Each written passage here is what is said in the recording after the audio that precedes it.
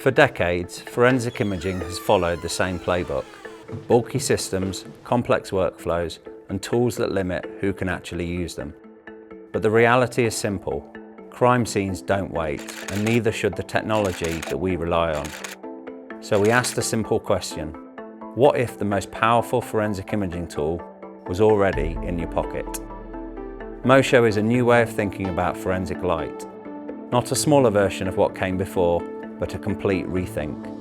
No goggles, no complex setup, just fast, intuitive fluorescence imaging, powered by the device you already use every single day.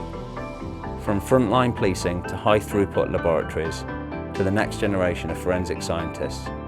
Because innovation shouldn't be limited to a few, and capability shouldn't come at the cost of accessibility. This isn't just evolution, it's a reset. Mo-Sho, forensic imaging, redefined and for everyone.